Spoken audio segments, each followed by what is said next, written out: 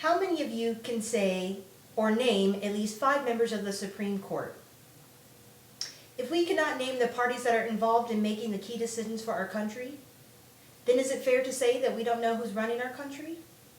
According to the University of Michigan and the Interconsortium for Political and Social Research, many people decide on their political affirmations and decisions based upon party identification and ideology. This leads me to my next question, which is, how does one determine their ideology and party identification? From what I have noticed in most people is that their belief systems were learned and developed from their family history. This tells me that many of our political decisions are not being made based upon our own knowledge, but on the education that our parents and their parents have acquired. We are not electing government officials based upon our own acquired knowledge, but instead on the beliefs that we are taught from our parents, and this is downright wrong. Our parents lived in a different era, therefore some of their beliefs are irrelevant to today's society. My mother, for example, was born in the 60s, in the peak of the civil rights movement, and she is still hung up on affirmative action and its relevance. If I let my family's beliefs lead my decision making, then I would also believe that affirmative action is still necessary. However, I have done my own research and have come to the conclusion that this policy is no longer beneficial or relevant to our current society. The problem with this kind of decision making, or should I say lack of decision making, is if we are not doing our own personal research to determine who or what we are in favor of, then we are always going to have outdated policies and we will always be unsatisfied with our current government.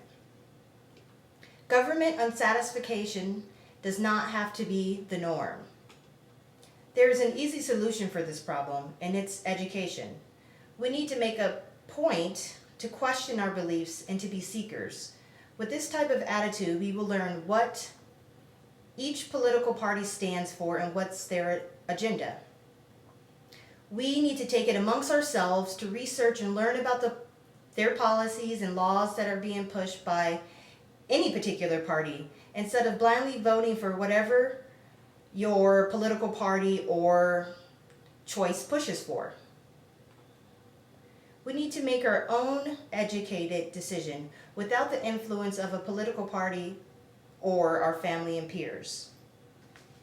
I have a few pictures that should ring a bell to most of us when it comes to determining a political party or how the political parties feel about each other.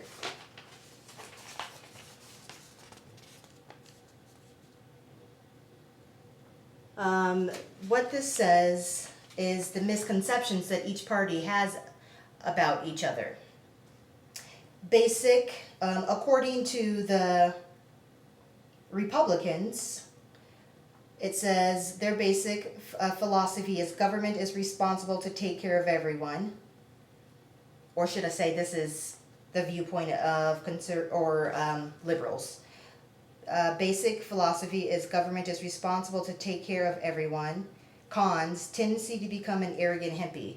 And what Democrats or liberals think of the opposite party is the basic philosophy is personal independence, less governmental intervention, tendency to become an arrogant, God forbid you tell anyone you're a Republican, is what it says, is the opinion of the opposite party. I thought this was pretty comical. And this is basically how both of those viewpoints feel about their opposing ideologies. And this photo is of cannons being held to a voter, making them feel pressure to vote for a political or a particular candidate or political party.